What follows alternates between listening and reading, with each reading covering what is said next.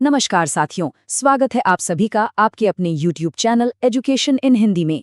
आज हम चर्चा करेंगे एडवर्ड थॉर्नडाइक के अधिगम सिद्धांत और उनके शैक्षिक योगदान के बारे में, जो हमारी प्रतियोगी परीक्षाओं की दृष्टि से अत्यंत महत्वपूर्ण है। तो आज के इस मास्टर क्लास का एजेंडा बिल्कुल साफ है।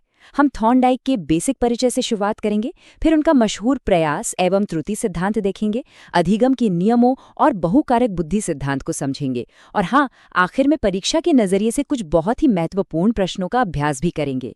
चलिए बिना देरी किए शुरू करते हैं। पहला भाग है परिचय और पृष्ठभूमि। थॉर्नडाइक, जिन्हें फादर ऑफ एजुकेशनल साइकोलॉजी यानी शिक्षा मनोविज्ञान का जनक भी कहा जाता है। अब देखिए, इनके काम को गहराई से समझने के लिए सबसे पहले SR बॉन्ड यानी उद्दीपन अनुक्रिया सिद्धांत को समझना बहुत जरूरी है। यहाँ S का मतलब है स्टिमुलस यानी उद्दीपन और R है रिस्पॉन्स यानी अनुक्रिया। थॉर्नडाइक के संबंधवाद या कनेक्शनिज्म का सीधा सा फंडा ये है कि जब भी किसी खास उद्दीपन का जुड़ाव हमारे नर्वस सिस्टम में किसी खास अनुक्रिया से हो जाता है, बस वहीं पर अधिगम या लर्निंग होती है। मतलब हमारा दिमाग परिस्थितियों और हमारे एक्शंस के बीच एक कनेक्शन सिस्टम की तरह काम करने लगता है, बिल्कुल एक स्विच बोर्ड की तरह। अब आते हैं दूसरे और सबसे दिलचस्प भाग पर, प्रयास एवं त्रुटि सिद्धांत, ट्रायल एंड एरर। आखिर ये SR कनेक्शन बनते कैसे हैं? इसे समझने के लिए थॉर्नडाइक का वो क्लासिक प्रयोग याद करते हैं। एक भूखी बिल्ली को एक पजल बॉक्स या उलझन पेटी में बंद कर दिया गया और बाहर रखा गया एक मछली का टुकड़ा। अब मछली यहाँ क्या है? स्टिमुलस। बाहर निकलने के लिए बिल्ली ने खूब छटपटाहट दिखाई, इधर उधर हाथ पैर मारे, फिर अचानक इत्तेफाक से उसका पैर लीवर पर पड़ा, दरवाजा खुला और उसे भोजन मिल गया। कमाल की बात यह है कि जब इसी प्रयोग को बार बार दोहराया गया तो एक समय ऐसा आया जब बिल्ली बिना कोई गलती किए सीधे लीवर दबाना सीख गई। अगर हम इस पूरे लर्निंग प्रोसेस को ब्रेक डाउन करें तो इसके 4 स्पष्ट चरण बनते हैं। सबसे पहले था चालक यानी ड्राइव, जो इस केस में बिल्ली की भूख थी। दूसरा था लक्ष्य या गोल यानी वो मछली। फिर आया तीसरा चरण या दृश्यिक प्रयास या रैंडम ट्रायल्स, जहां बिल्ली ने पिंजरे को खरोचने और बाहर निकलने की असफल कोशिशें की। और अंत में सफलता, जब संयोग से वो लीवर दब गया। ध्यान देने वाली बात यह है कि हर अगले प्रयास के साथ गलतियों की संख्या और बाहर निकलने में लगने वाला समय दोनों लगातार कम होते चले गए। तीसरा भाग, अधिगम के नियम। बिल्ली के इस पजल बॉक्स प्रयोग से आखिर क्या नियम निकल कर आए? थॉर्नडाइक ने इस प्रयोग से केवल निष्कर्ष ही नहीं निकाले, बल्कि कुछ बहुत ही सॉलिड टेस्टेबल नियम बनाए। उन्होंने अधिगम के 3 मुख्य नियम और 5 गौण नियम दिए हैं, और सच मानिए किसी भी शिक्षक भर्ती परीक्षा के लिए ये नियम सीधे तौर पर हमारे सिलेबस की जान है। अब यहाँ जो बात सबसे ज्यादा दिलचस्प है वो है ये 3 मुख्य नियम। पहला है तत्परता का नियम या लॉ ऑफ रेडीनेस। मतलब जब तक कोई अंदर से सीखने के लिए मानसिक रूप से तैयार न हो, उसे कुछ भी नहीं सिखाया जा सकता। दूसरा है अभ्यास का नियम। इसमें उपयोग और अनुपयोग की बात आती है। जितना प्रैक्टिस करेंगे कनेक्शन उतना मजबूत होगा। और तीसरा, जो सबसे खास है, प्रभाव का नियम। अगर किसी काम का रिजल्ट संतोषजनक होता है तो हम उसे दोहराते हैं, अगर कष्टदायक होता है तो उसे छोड़ देते हैं। और आपको पता है, इसी प्रभाव के नियम ने आगे चलकर भविष्य के पूरे व्यवहारवादी मनोविज्ञान की नींव रखी थी। मुख्य नियमों के साथ साथ 5 गौण नियम यानी सेकेंडरी लॉज भी हैं। इनमें बहुप्रतिक्रिया का नियम, मनोवृत्ति का नियम, आंशिक क्रिया का नियम, सादृश्यता का नियम और साहचर्य परिवर्तन का नियम शामिल हैं। आसान भाषा में समझें तो ये नियम हमें बताते हैं कि कैसे इंसान और जानवर अपनी पुरानी नॉलेज और दृष्टिकोण का इस्तेमाल करके बिल्कुल नई परिस्थितियों में खुद को ढाल लेते हैं। चौथा भाग है बहुकारक बुद्धि सिद्धांत। चलिए जनरल इंटेलिजेंस की पुरानी सोच से थोड़ा आगे बढ़ते हैं। लर्निंग से थोड़ा आगे बढ़ें तो थॉर्नडाइक ने स्पीयरमैन जैसे मनोवैज्ञानिकों के इस विचार को पूरी तरह से खारिज कर दिया कि बुद्धि कोई एक सामान्य कारक है।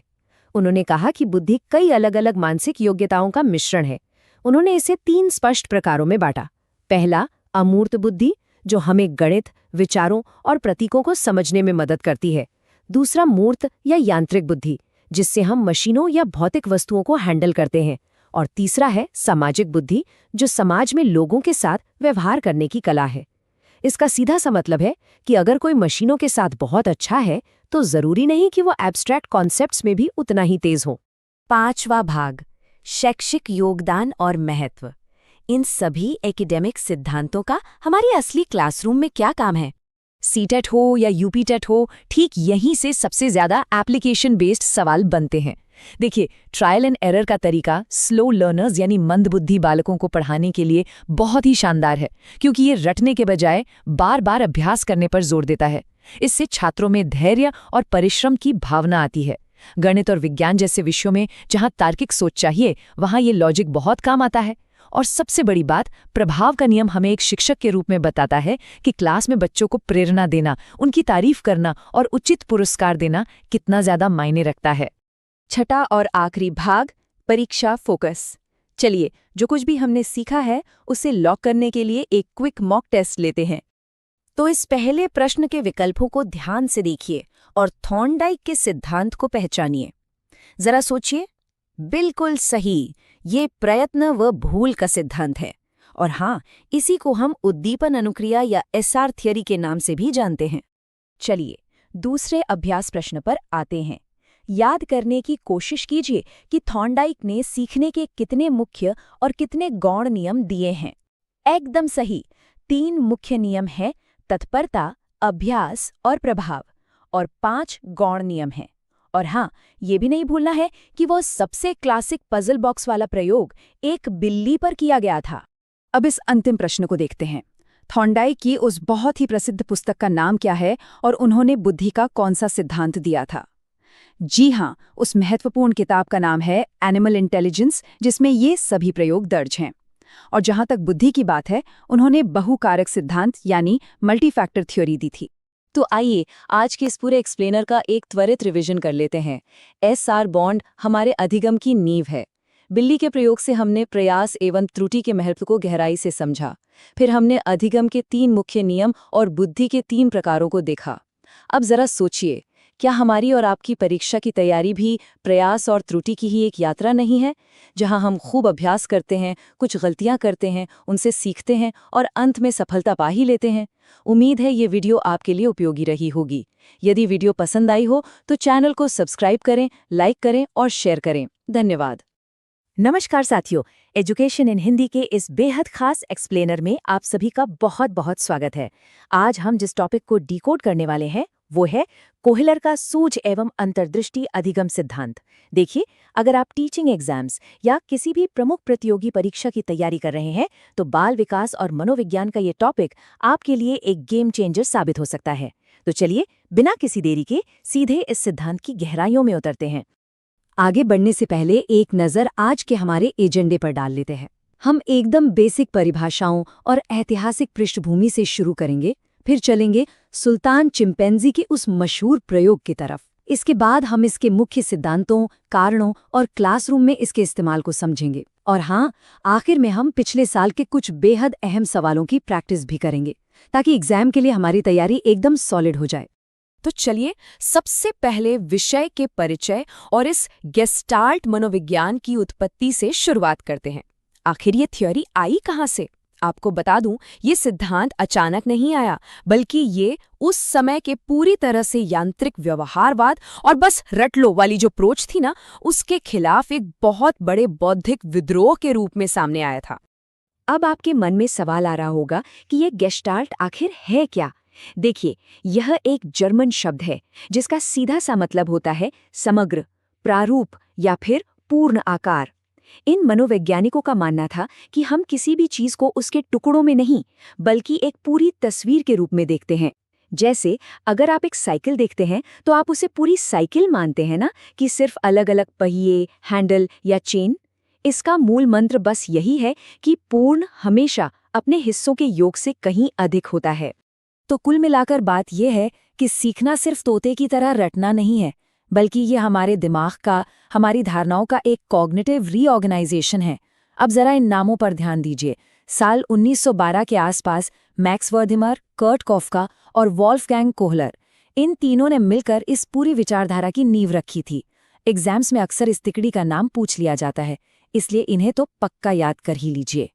चलिए, अब बात करते हैं हमारे अगले और सबसे दिलचस्प सेक्शन की, कोहलर का सुल्तान प्रयोग। और ये वो ऐतिहासिक सफलता थी जो कैनरी द्वीप समूहों पर हासिल की गई थी। सच मानिए, ये कहानी बहुत ही मजेदार है कि कैसे एक जानवर की स्मार्टनेस ने मनोविज्ञान की दुनिया में तहलका मचा दिया था। तो हुआ कुछ यूं कि सुल्तान नाम के एक बहुत ही समझदार चिंपैंजी को एक पिंजरे में बंद कर दिया गया और कुछ केले उसकी पहुंच से दूर छत पर लटका दिए गए। पिंजरे में कुछ खाली बक्से और छड़ियां भी रखी थीं। शुरुआत में तो सुल्तान ने बहुत उछल कूद की, केलों तक पहुंचने की कोशिश की, लेकिन वो फेल हो गया। पर यहाँ दिलचस्प बात क्या है, वो हार कर नहीं बैठा। उसने थोड़ा पॉज लिया, स्थिति को ऑब्जर्व किया और अचानक उसके दिमाग की बत्ती जल गई। मनोविज्ञान की भाषा में इसे आहा मोमेंट कहते हैं। उसने तुरंत पिंजरे में रखी छड़ियों को जोड़ा या फिर बक्सों को एक के ऊपर एक रखा और केलों तक पहुंच गया। ये कोई तुक्का नहीं था दोस्तों, ये पूरी स्थिति को समझकर निकाला गया एक स्मार्ट सॉल्यूशन था। अब बढ़ते हैं मुख्य सिद्धांतों की ओर और समझते हैं कि ये अंतर्दृष्टि यानी इनसाइट प्रयास और त्रुटि यानी ट्रायल एंड एरर से कैसे अलग है। यही वो आहा मोमेंट है जो इसे सीखने के बाकी तरीकों से एकदम अलग खड़ा करता है। एग्जाम्स के पॉइंट ऑफ व्यू से ये स्लाइड बहुत ही क्रूशल है। एक तरफ है थॉर्नडाइक का प्रयास और त्रुटि का सिद्धांत, जहां एक भूखी बिल्ली बार बार गलती करती है और धीरे धीरे सीखती है, जो कि एक पूरी तरह से यांत्रिक और शारीरिक प्रोसेस है। वहीं दूसरी तरफ कोहलर का सूझ का सिद्धांत है, जहां हमारा सुल्तान चिंपैंजी अपनी बुद्धि लगाता है, गलतियां कम करता है और अचानक से हल निकाल लेता है। ये पूरी तरह से एक उच्च स्तरीय बौद्धिक और कॉग्निटिव प्रक्रिया है। दोनों का फर्क एकदम शीशे की तरह साफ है। तो अब सवाल ये उठता है कि ये सूझ या अंतर्दृष्टि पैदा कैसे होती है। चलिए अगले सेक्शन में इस सूझ के उत्पन्न होने की आवश्यक शर्तों और इसके कारणों पर चर्चा करते हैं। देखिए, अंतर्दृष्टि कोई जादू की छड़ी नहीं है कि बस घुमाई और समाधान मिल गया। इसके लिए कुछ चीज़ें बहुत ज़रूरी हैं। सबसे पहले बौद्धिक क्षमता होनी चाहिए। फिर आपके पुराने अनुभव यानी पास्ट एक्सपीरियंस बहुत काम आते हैं। इसके अलावा समस्या के किसी एक हिस्से को नहीं, बल्कि पूरी सिचुएशन को समग्र रूप से देखने की क्षमता होनी चाहिए। साथ ही चीज़ों को जनरलाइज करना और अंदर से मोटिवेटेड होना भी उतना ही ज़रूरी है। अगर आप पूरी तस्वीर नहीं देख पा रहे हैं तो वो आहा मोमेंट कभी नहीं आएगा। अब आते हैं सबसे प्रैक्टिकल पार्ट पर, शैक्षिक अनुप्रयोग। क्लासरूम में कोहलर के सिद्धांत का क्या महत्व है? आइए देखते हैं कि भावी शिक्षक बच्चों को पढ़ाने के लिए इन शानदार निष्कर्षों का इस्तेमाल कैसे कर सकते हैं। अगर हम क्लासरूम की बात करें तो ये सिद्धांत विशेष रूप से गणित और विज्ञान जैसे लॉजिकल और कठिन विषयों को पढ़ाने में एक मास्टर की की तरह काम करता है। क्योंकि देखिए, इन विषयों में आप आंख बंद करके रट्टा नहीं मार सकते। यहाँ आपको विषय की गहरी समझ, तर्क और रचनात्मकता चाहिए होती है। कोहलर का सिद्धांत बिल्कुल यही करता है। ये रटने की बजाय बच्चों की क्रिएटिविटी और इंटेलेक्चुअल पावर को स्वतंत्र रूप से विकसित करने पर जोर देता है। यहाँ क्लासरूम स्ट्रैटेजीज में एक पॉइंट पर मैं आपका खास ध्यान चाहूंगा, पूर्ण से अंश की ओर यानी whole to part method. Pedagogy के एग्जाम्स में ये सवाल बार बार पूछा जाता है।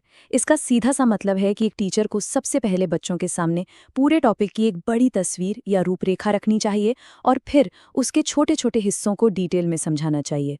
हमें बच्चों को खुद से खोज करने यानी ह्यूरिस्टिक अप्रोच के लिए मोटिवेट करना है, ताकि वो रट्टू तोता ना बने बल्कि उनका मानसिक विकास हो सके। चलिए अब हम उस सेक्शन में आ गए हैं जिसका आपको इंतजार था, परीक्षा हेतु महत्वपूर्ण तथ्य और अभ्यास। अब तक हमने जो भी कॉन्सेप्ट समझे हैं, आइए उन्हें एग्जाम ओरिएंटेड फैक्ट्स और कुछ प्रैक्टिस सवालों के साथ टेस्ट करते हैं।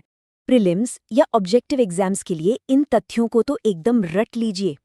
कोहलर की मशहूर किताब का नाम क्या था? द मेंटालिटी ऑफ एप्स, जो 1925 में आई। प्रयोग कहाँ हुआ था? कैनरी द्वीप समूह के टेनेरीफ में। और हमारे उस होशियार चिंपांजी का क्या नाम था? जी हाँ, सुल्तान। और उस अचानक समाधान मिल जाने वाली फीलिंग को क्या कहते हैं? आहा अनुभव। बस ये 4-5 बातें दिमाग में एकदम फिक्स कर लीजिए। तो चलिए, ये रहा हमारा पहला प्रैक्टिस सवाल। कोहलर के अंतर्दृष्टि अधिगम ने क्या सिद्ध किया? आपके ऑप्शंस हैं ए प्रयास और त्रुटि, बी क्रमिक अधिगम, सी संपूर्ण स्थिति की एक नई अनुभूति, या फिर डी रटकर सीखना। जरा सोचिए, अगर आपने ध्यान से सुना है तो जवाब एकदम साफ है, बिल्कुल सही। उत्तर है विकल्प सी। सीखने का मतलब ही है पूरी सिचुएशन का एक नया प्रत्यक्षीकरण करना, ना कि रटना या बार बार गलतियां करके सीखना। अब आते हैं दूसरे सवाल पर। कोहलर के छड़ी प्रयोग में सुल्तान ने क्या किया?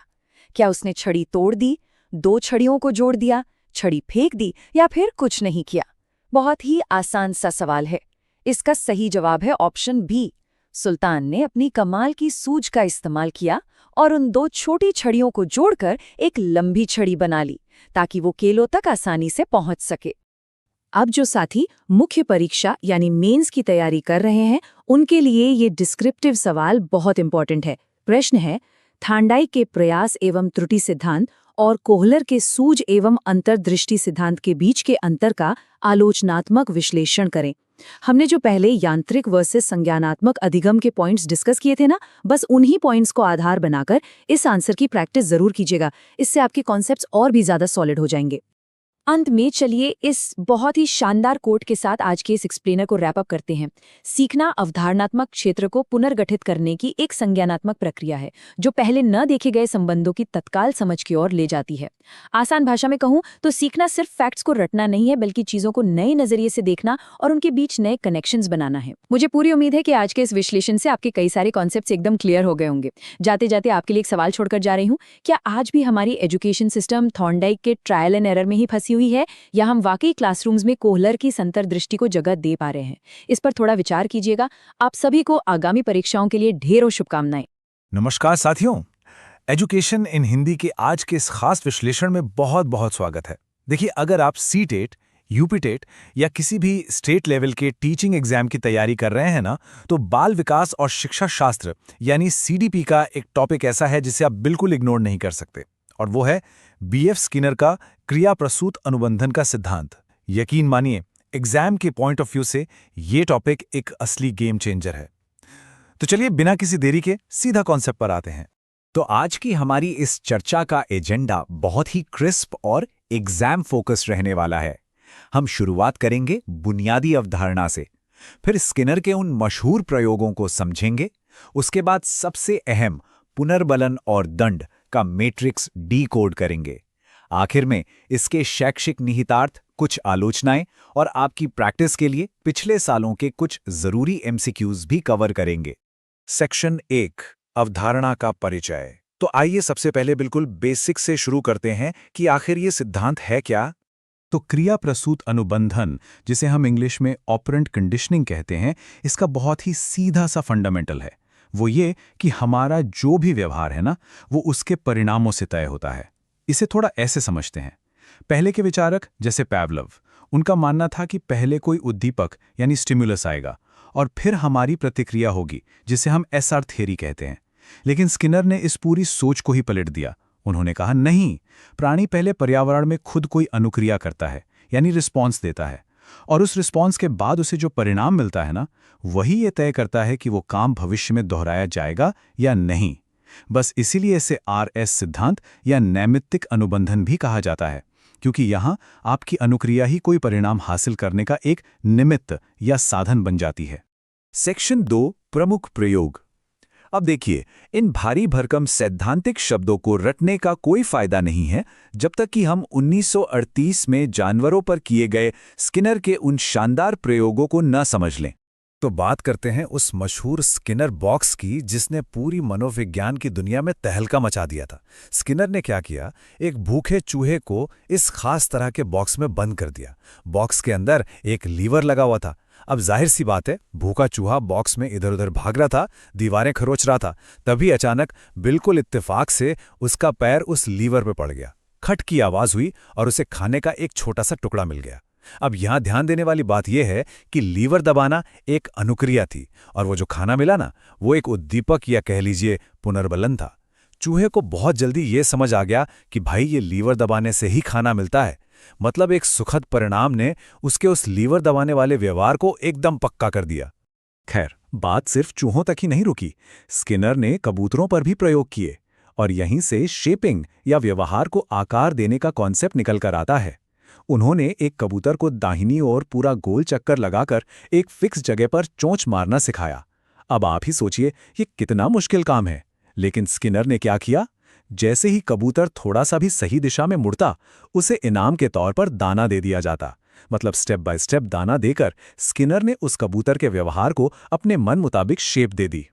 ये प्रयोग चीख कर साबित करता है कि अगर लगातार सही परिणाम दिए जाएं, तो किसी को भी कितने से कितना जटिल काम भी सिखाया जा सकता है। सेक्शन 3, पुनर्बलन और दंड का मैट्रिक्स। अब हम इस विश्लेषण के सबसे टेक्निकल और एग्जाम के नजरिए से सबसे ज्यादा स्कोरिंग हिस्से पर आ गए हैं। अब इस कॉन्सेप्ट को बड़े ध्यान से समझिएगा। स्किनर ने हमारे व्यवहार को कंट्रोल करने वाले नतीजों को 2 मेन कैटेगरी में बांट दिया।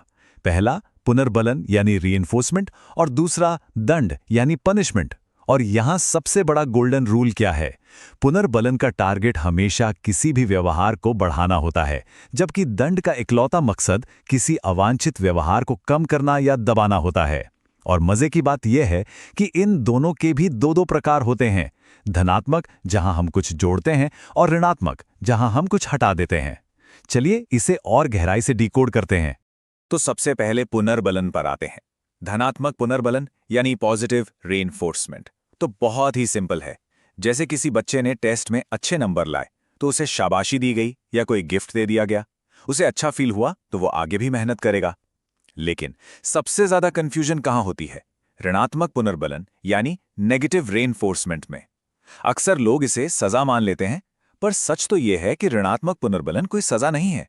इसका सीधा सा मतलब है किसी ऐसी चीज को हटा लेना जो तकलीफ दे रही हो, ताकि आपको राहत मिले और आप उस काम को बार बार करें।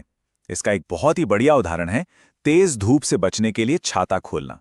छाता खोलते ही वो चुभने वाली धूप हट जाती है। धूप हटना एक राहत है जिसने आपके छाता इस्तेमाल करने के व्यवहार को मजबूत कर दिया, है ना? एकदम लॉजिकल। अब दूसरी तरफ दंड को देखते हैं। इसका तो एक ही मोटिव है, गलत काम को रोकना। धनात्मक दंड यानी पॉजिटिव पनिशमेंट का मतलब है कि बच्चे ने कोई गलती की तो उसे डांट पड़ गई या एक्स्ट्रा होमवर्क दे दिया गया, मतलब कोई ऐसी चीज जोड़ दी गई जो उसे बिल्कुल पसंद नहीं है। और ऋणात्मक दंड यानी नेगेटिव पनिशमेंट में हम उसकी कोई मनपसंद चीज ही उससे छीन लेते हैं। जैसे अगर उसने बदमाशी की तो उसका वीडियो गेम 1 हफ्ते के लिए बंद। दोनों ही सिचुएशन में अल्टीमेट गोल यही है कि वो बच्चा भविष्य में वो गलती दोबारा कभी ना दोहराए। सेक्शन 4, शैक्षिक निहितार्थ। अब सवाल ये उठता है कि थ्योरी तो समझ आ गई, पर एक शिक्षक के तौर पर क्लासरूम में इसका फायदा क्या है? आइए देखते हैं। क्लासरूम के माहौल में स्किनर का ये फ्रेमवर्क लिटरली एक जादू की तरह काम करता है। ये सिद्धांत हमें सिखाता है कि भाई कोई भी मुश्किल टॉपिक हो उसे छोटे छोटे और आसान हिस्सों में बांट दीजिए, और जैसे ही कोई छात्र एक छोटा स्टेप सही से पूरा करे उसे तुरंत शाबाशी दीजिए यानी पुनर्बलन दीजिए। इससे होता यह है कि हर बच्चा अपनी खुद की स्पीड से बिना किसी दबाव के सीख पाता है। आपको पता है आज के ज़माने में जो प्रोग्राम्ड लर्निंग का कॉन्सेप्ट है उसका बेस भी यही है। जहां बच्चा जब तक सही जवाब नहीं देता वो अगले लेवल पर नहीं जाता। साफ है कि एजुकेशन में लगातार प्रैक्टिस और सही दिशा में मिलने वाला मोटिवेशन दोनों मिलकर कमाल के नतीजे देते हैं। सेक्शन 5, आलोचनाएं। अब देखिए, किसी भी सिद्धांत का एक तरफा विश्लेषण सही नहीं होता, इसलिए मनोवैज्ञानिकों ने इसकी जो आलोचनाएं की हैं उन्हें जानना भी हमारे लिए उतना ही जरूरी है। कई आलोचकों ने बहुत ही वैलिड पॉइंट उठाया है कि इंसान कोई चूहे या कबूतर तो है नहीं। हम इंसानों की दुनिया, हमारा सामाजिक दायरा उस एक बंद स्किनर बॉक्स से कहीं ज्यादा कॉम्प्लेक्स है। और सबसे बड़ी आलोचना जो इस थ्योरी की होती है वो ये कि आप किसी को लालच देकर या इनाम देकर कुछ समय के लिए कोई काम तो करवा सकते हैं, जिसे हम बस परफॉर्मेंस कहते हैं। पर इसका ये मतलब कतई नहीं है कि उस इंसान ने उस विषय को गहराई से समझ लिया है या सच में कोई लर्निंग हुई है। मतलब रटवाना और समझाना, इन दोनों में एक बहुत बड़ा फर्क होता है। सेक्शन 6, अभ्यास प्रश्न। तो चलिए, थ्योरी बहुत हो गई, अब वक्त है अपने दिमाग की थोड़ी कसरत कराने का। देखते हैं पिछले सालों के एग्जाम में यहां से कैसे सवाल पूछे गए हैं। तो पहला सवाल है, अधिगम का क्रियाप्रसूत अनुबंधन सिद्धांत किसके द्वारा दिया गया था? ऑप्शन है पावलोव, थॉर्नडाइक, टॉलमैन या स्किनर। थोड़ा सा सोचिए। बिल्कुल सही गेस किया आपने। जैसा कि हमने शुरुआत में ही डिस्कस किया था, इसका सही जवाब है ऑप्शन डी, बीएफ स्किनर। अब इस सवाल को देखिए, किस व्यवहारवादी का मानना है कि अन्य व्यवहारों की भांति भाषा भी क्रिया प्रसूत अनुबंधन द्वारा सीखी जाती है? वॉटसन, स्किनर, गुथरी या थॉर्नडाइक? इस प्रश्न में सबसे बड़ा हिंट छिपा है व्यवहारवादी और भाषा का सीखना वर्ड्स में। स्किनर का बहुत स्ट्रांग बिलीफ था कि जब छोटे बच्चे कुछ बोलने की कोशिश करते हैं और उनके पेरेंट्स उन्हें देखकर मुस्कुराते हैं या प्यार करते हैं, तो ये एक पुनर्बलन का काम करता है, जिससे बच्चे भाषा सीखते जाते हैं। तो यहां भी सही जवाब है ऑप्शन बी, स्किनर। अगला सवाल है, स्किनर बॉक्स का प्रयोग किया जाता है शाब्दिक अधिगम के लिए, प्रसूत अनुबंधन के लिए, चालक अधिगम के लिए या आकस्मिक अधिगम के लिए। जरा उस भूखे चूहे वाले एक्सपेरिमेंट को याद कीजिए। स्किनर बॉक्स को खास तौर पर इसीलिए डिजाइन किया गया था ताकि जानवरों पर प्रयोग करके ये समझा जा सके कि वे परिणामों के आधार पर कैसे रिएक्ट करते हैं। इसलिए इसका एकदम सटीक उत्तर है ऑप्शन बी, प्रसूत अनुबंधन यानी ऑपरेंट कंडीशनिंग के लिए। एक और बहुत ही इंपॉर्टेंट सवाल, निम्न में से किस सिद्धांत को पुनर्बलन का सिद्धांत या थियरी ऑफ रीइंफोर्समेंट भी कहा जाता है? ऑप्शंस हैं उद्दीपक अनुक्रिया सिद्धांत, सूझ का सिद्धांत, क्रिया प्रसूत अनुबंधन सिद्धांत या शास्त्रीय अनुबंधन सिद्धांत। अब तक तो आप समझ ही गए होंगे कि स्किनर के पूरे मॉडल का जो कोर है, जो इंजन है, वो पुनर्बलन ही तो है, जो हमारे व्यवहार की दिशा तय करता है। इसीलिए क्रिया प्रसूत अनुबंधन को ही पुनर्बलन का सिद्धांत कहा जाता है, यानी सही उत्तर है ऑप्शन सी। तो साथियों, इस पूरी चर्चा का अगर एक लाइन में निचोड़ निकालें तो वो बस इतना है कि परिणाम ही हमारे व्यवहार के दिशा निर्देशक होते हैं। अब इस विश्लेषण को खत्म करने से पहले एक बार अपने आसपास के माहौल पर गौर कीजिएगा। सुबह अलार्म बजते ही फोन चेक करने की आदत हो या फिर ऑफिस या क्लास टाइम पर पहुंचने की हड़बड़ी, इनमें से कितनी ही चीजें उस अदृश्य क्रिया प्रसूत अनुबंधन का ही तो नतीजा है ना कमाल की बात। जाने अनजाने में मिलने वाले ये इनाम और दंड लगातार हमारे व्यवहार को गढ़ रहे हैं। खैर, उम्मीद है स्रोत सामग्री पर आधारित आज का ये विश्लेषण आपकी परीक्षा की तैयारी में मील का पत्थर साबित होगा। जुड़े रहें हमारे साथ। बहुत बहुत धन्यवाद। नमस्कार साथियों, स्वागत है आप सभी का आपके अपने चैनल एजुकेशन इन हिंदी में। आज के इस मास्टर क्लास में हम बाल विकास और संज्ञानात्मक मनोविज्ञान के उन सिद्धांतों का पूरा कच्चा चिट्ठा खोलने वाले हैं जो यूपीएससी, सीटेट और स्टेट पीसीएस जैसी परीक्षाओं में बार बार पूछे जाते हैं। तो चलिए बिना किसी देरी के आज के इस डीप डाइव सेशन की शुरुआत करते हैं। आज के हमारे सेशन का रोड मैप बिल्कुल क्लियर है। सबसे पहले हम समझेंगे बाल विकास और बुद्धि के बेसिक्स, फिर स्पीयरमैन का द्विकारक सिद्धांत, उसके बाद गार्डनर का बहुबुद्धि सिद्धांत, फिर मोस्ट इंपॉर्टेंट पियाजे का संज्ञानात्मक विकास, और सेशन के एंड में लगाएंगे कुछ बहुत ही महत्वपूर्ण परीक्षा प्रश्न ताकि आपकी तैयारी एकदम सॉलिड हो जाए। तो चलिए सबसे पहले अपने पहले टॉपिक यानी बाल विकास और बुद्धि के बुनियादी ढांचे से शुरुआत करते हैं। मनोवैज्ञानिक सिद्धांतों को गहराई से समझने से पहले हमें ये बेसिक्स तो क्लियर करने ही होंगे। अब सवाल यह है कि बाल विकास असल में है क्या? देखिए, ये जन्म से लेकर किशोरावस्था के अंत तक चलने वाली एक कंटिन्यूअस प्रोसेस है। और हाँ, यहाँ सिर्फ बच्चे की शारीरिक लंबाई या वजन बढ़ने की बात नहीं हो रही है। इसमें एक बच्चे का शारीरिक, संज्ञानात्मक यानी कॉग्निटिव, सामाजिक, भावनात्मक और नैतिक, ये सारे के सारे डेवलपमेंट शामिल होते हैं। मतलब एक बच्चे का ओवरऑल बायोलॉजिकल और इंटेलेक्चुअल एवोल्यूशन। अब बात करते हैं एग्जाम के सबसे फेवरेट टॉपिक की, बुद्धि लब्धि यानी आईक्यू के फॉर्मूले की। इसे तो आप एकदम रट लीजिए। आईक्यू निकालने का सूत्र है मानसिक आयु को वास्तविक आयु से भाग देना और फिर उसे 100 से गुणा करना। और एग्जाम में जो फैक्ट सीधे हिट करते हैं वो ये कि इस सूत्र को 1912 में जर्मन मनोवैज्ञानिक विलियम स्टर्न ने प्रपोज किया था, लेकिन इसे 1916 में पॉपुलर बनाया टर्मन ने। ये दोनों नाम और साल आपको पक्के तौर पे याद रखने हैं। टर्मन का नाम लिया है तो उनका दिया हुआ बुद्धि लब्धि का वर्गीकरण भी समझना जरूरी है। एग्जाम्स में यहां से सीधे सवाल बनते हैं। आपको मुख्य रूप से 2 रेंजेस पर फोकस करना है। पहली, जिनका स्कोर 140 या उससे ऊपर होता है उन्हें प्रतिभाशाली यानी गिफ्टेड कहा जाता है। और दूसरी, सबसे कॉमन रेंज जो 90 से 110 के बीच होती है, वो औसत या सामान्य बुद्धि को दर्शाती है। बस ये 2 पॉइंट्स अपने दिमाग में फिक्स कर लीजिए। चलिए अब हम मनोविज्ञान के पहले बड़े सिद्धांत की ओर बढ़ते हैं, जो है चार्ल्स स्पीयरमैन का द्विकारक सिद्धांत, जिसे 1904 में लाया गया था। स्पीयरमैन का यह सिद्धांत मुख्य रूप से 2 पिलर्स पे खड़ा है। पहला है जी फैक्टर यानी जनरल इंटेलिजेंस। आप इसे एक जन्मजात क्षमता मान सकते हैं जो एक बड़े छाते की तरह काम करती है। मतलब आपके हर मानसिक काम का बेस यही है। और दूसरा है एस फैक्टर यानी स्पेसिफिक एबिलिटी।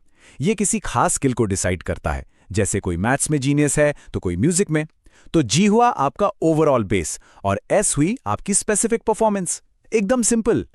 लेकिन क्या इंटेलिजेंस को सिर्फ 2 ही फैक्टर्स में बांटा जा सकता है? बिल्कुल नहीं। और यही एंट्री होती है हमारे तीसरे टॉपिक की, हार्वर्ड गार्डनर का बहुबुद्धि सिद्धांत। 1983 में गार्डनर ने अपनी किताब फ्रेम्स ऑफ माइंड में तो जैसे पूरी धारणाएं पलट कर रख दी। उन्होंने कहा कि किसी भी इंसान की बुद्धि को सिर्फ एक सिंगल आईक्यू स्कोर से नहीं नापा जा सकता। उन्होंने बुद्धिमत्ता के कई प्रकार बताए, जैसे भाषाई, तार्किक, गणितीय, स्थानिक, शारीरिक, गतिशील, जैसे कि एथलीट्स में होती है। इसके अलावा संगीत, दूसरों को समझने के लिए अंतर्वैयक्तिक, खुद को समझने के लिए अंतःवैयक्तिक, प्रकृतिवादी और अस्तित्ववादी। कहने का सीधा सा मतलब है, हर इंसान में इंटेलिजेंस का अपना एक अलग और अनोखा मिक्सचर होता है। अब आते हैं उस थ्योरी पर जो शायद टीचिंग एग्जाम्स, खासकर सीटेट की जान है। हमारा चौथा टॉपिक, जीन पियाजे का संज्ञानात्मक विकास सिद्धांत।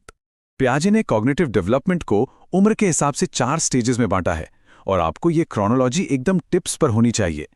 पहली है संवेदी गामक अवस्था, जन्म से 2 वर्ष तक। इसमें कीवर्ड याद रखिए, वस्तु स्थायित्व या ऑब्जेक्ट परमानेंस। दूसरी है पूर्व संक्रियात्मक अवस्था, 2 से 7 वर्ष, जहां बच्चे में भाषा का विकास बहुत तेजी से होता है। तीसरी है ठोस संक्रियात्मक, 7 से 11 वर्ष, जहां बच्चा लॉजिकल होना शुरू करता है। और लास्ट है 12 साल से ऊपर की औपचारिक संक्रियात्मक अवस्था, जहां अमूर्त सोच यानी एब्स्ट्रैक्ट थिंकिंग पूरी तरह डेवलप हो जाती है। पियाजे की थ्योरी में अगर आप इन 3 कॉन्सेप्ट्स को समझ गए तो आपका बेड़ा पार है। पहला है स्कीमा, ये हमारे दिमाग में जानकारियों को स्टोर करने वाला एक मेंटल फोल्डर या ढांचा है। दूसरा है समावेशन या एसिमिलेशन, यानी नई जानकारी को उसी पुराने फोल्डर में फिट करना। जैसे एक बच्चे ने 4 पैर वाला कुत्ता देखा तो अगली बार बिल्ली को देखकर भी उसे कुत्ता ही कह दिया। और तीसरा है समायोजन या अकोमोडेशन, जहां बच्चा अपनी गलती समझता है और उस पुराने ढांचे को अपडेट कर देता है। उसे समझ आ जाता है कि भाई कुत्ता अलग है और बिल्ली अलग। थ्योरीज तो हमने बहुत अच्छे से समझ ली, लेकिन अब वक्त है एक क्विक टेस्ट का। तो चलिए रैपिड फायर अंदाज में कुछ ऐसे परीक्षा प्रश्नों को देखते हैं जो एग्जाम्स में बार बार रिपीट होते हैं। तो पहला सवाल ये रहा, आधुनिक मनोविज्ञान के जनक कौन माने जाते हैं? 1 सेकेंड सोचिए इसके बारे में। याद आया? बिल्कुल सही। स्रोतों के आधार पर इसका एकदम सटीक उत्तर है विलियम जेम्स। ये एक ऐसा डायरेक्ट फैक्ट है जो एग्जामिनर का ऑल टाइम फेवरेट है। चलिए अगला सवाल देखते हैं। प्लेवे नाम की इस मशहूर पुस्तक के रचयिता कौन है? ये सवाल अक्सर कैंडिडेट्स को एग्जाम हॉल में कंफ्यूज कर देता है, पर आपको कंफ्यूज नहीं होना है। इसका सही जवाब है हेनरी कॉल्डवेल कुक। ये नाम अपनी नोट्स में जरूर हाईलाइट कर लीजिएगा। और हमारा आज का आखिरी वैचारिक सवाल, सिगमंड फ्रॉइड के अनुसार किसी व्यक्ति के असामान्य व्यवहार का मौलिक कारण क्या होता है? फ्रॉइड कहते हैं कि इसका असली कारण है आंशिक दमन या पार्शियल रिप्रेशन। मतलब जब हमारी कुछ भावनाएं या विचार पूरी तरह से बाहर नहीं आ पाते और अंदर ही अंदर दब जाते हैं, तो वही आगे चलकर एबनॉर्मल बिहेवियर का रूप ले लेते हैं। तो साथियों, बाल विकास के बेसिक कॉन्सेप्ट से लेकर स्पीयरमैन के G और S फैक्टर, गार्डनर के मल्टीपल इंटेलिजेंस और पियाजे के उन 4 मोस्ट इंपॉर्टेंट स्टेजेस तक आज हमने ह्यूमन माइंड को समझने के कई अलग अलग पहलू देखे। लेकिन जाते जाते एक सवाल मैं आपके लिए छोड़ के जा रहा हूं, क्या वाकई कोई एक सिद्धांत इंसान के दिमाग की इस असीमित क्षमता को पूरी तरह से नाप सकता है, या फिर इन सब का एक मिला जुला रूप ही हमारी असली इंटेलिजेंस है? सोचिएगा जरूर। उम्मीद है आज का ये डीप डाइव विश्लेषण आपके लिए बहुत उपयोगी रहा होगा। अगर हाँ, तो एजुकेशन इन हिंदी को सब्सक्राइब करें, इस वीडियो को लाइक करें और अपने साथी एस्पिरेंट्स के साथ शेयर करना ना भूलें। बहुत बहुत धन्यवाद।